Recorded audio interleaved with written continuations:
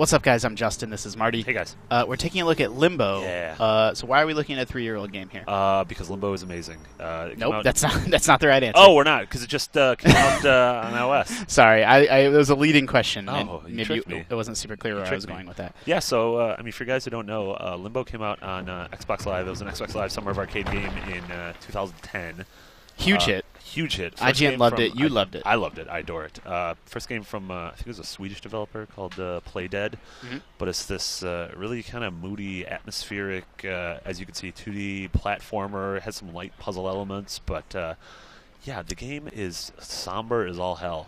You kind of start off as this boy who just is lost in the woods.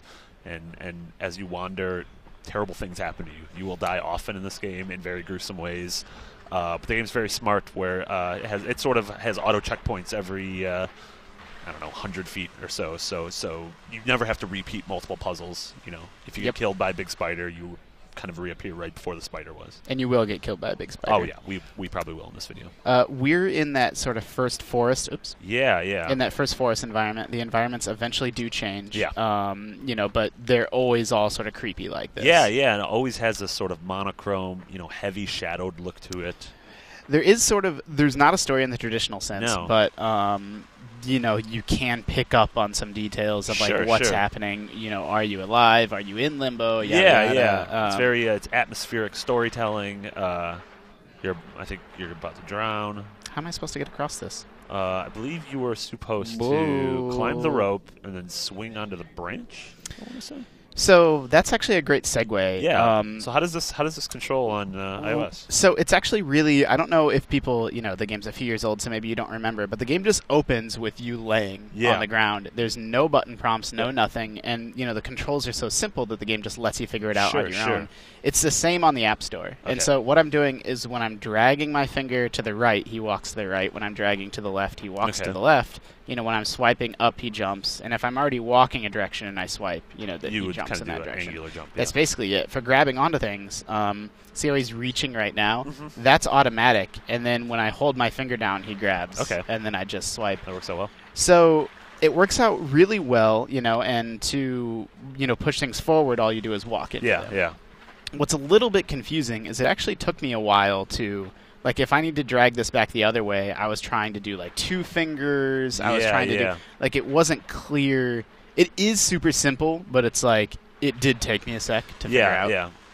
And I'm actually, the reason I said that's a good segue is because I'm not 100% sure how to swing on this vine. Maybe I just swing back and forth. Yeah, I would assume that's how it is. But, like, again, that's another thing that it is super simple, but, like, yeah, so that's all you do. But I still didn't, like, get it at first. Maybe I need to be a little bit higher. Yeah. I mean, that was also sort of a problem. I mean, not necessarily a problem, but just a feature of the original game is that everything was so ambiguous and so not spelled out that there were times where you didn't really realize you could either interact with an object or interact in a specific way, and it kind of just took dumb luck to get it and be like, oh crap, this is, you know, how this is solved. Sure. Can we talk a little bit about how good the sound is, by the way? The sound is phenomenal. Very sparse music, but it's just these ambient noises of crickets and wind and water and sort of like you hear heartbeats every once in a while. Yeah, that's super death. Yeah, am I going to have to do all that over again? Maybe I don't think so. Maybe the tree will stay. I think it auto-saved after the tree.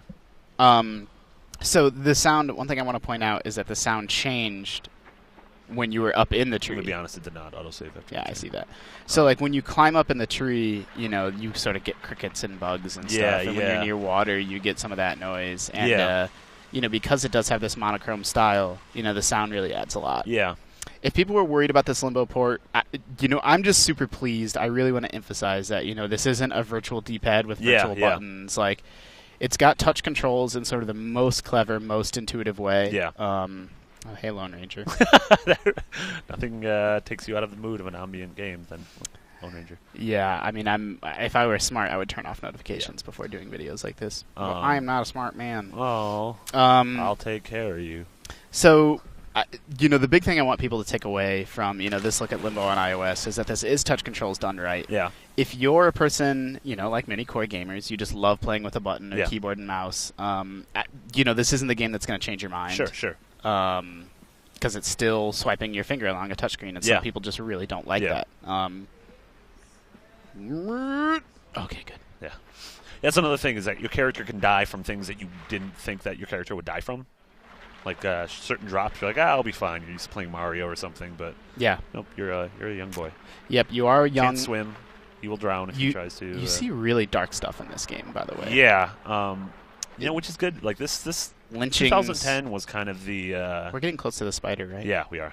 2010 was the that was like around when things like Braid came out, and this was really that kind of start of this generation's push towards amazing indies that ended up kind of culminating with things like. Oh! God, that's so creepy. Even though I know it's coming, I'm still like, nope. Yeah. And then they fake you out later in the game. But like we said, so you die there. I mean, everyone's going to die there the first time because you don't realize that thing's going to eat you. God, that's so creepy. But you start right beforehand, so smart design. It really curbs frustration. I just cannot get over how, like, simply and just through simple, basic, little tricks of light and shadow and sound, like, that is incredibly unnerving and disturbing. So I need to get that down. You do. So, it is worth repeating that the basic gameplay is physics puzzles, sure. right? Like, that's how you're beating this game. Yeah, yeah. I don't remember what to do. It's not an incredibly. I know I got to get that down. Yeah. So, well, whether we. It's not an incredibly long game. I think it took me about 3 hours. Yeah, yeah, and that's kind of figuring out how to do everything. If you've already played it, it's a much quicker experience. I don't know. The game's great though, honestly, and it holds up so well. Its aesthetics. You were really worried about this spider. That's kind of. Yeah, I mean, this is worth playing. It's $5, which is, I think it's absolutely worth $5. Yep, Limbo is $4.99 on the App Store. Great port of a great game. Yes, we are probably Damon Hatfield did the original review, and he is in Cabo. Cabo San Lucas. No, Cabo St. Louis, Missouri. Cabo St. Louis, Missouri. The point is, we will have a full review of Limbo on iOS soon. But if you're on the fence, you can safely make the purchase. It's totally legit. Sure. Marty, thanks for taking a look at Limbo with me. My pleasure, Justin. Everyone at home, thanks for tuning in. Remember that we're always kind of letting you know what's working on the App Store, what's not, what's hot, what's not. So make sure you're keeping it locked to IGN.com/wireless.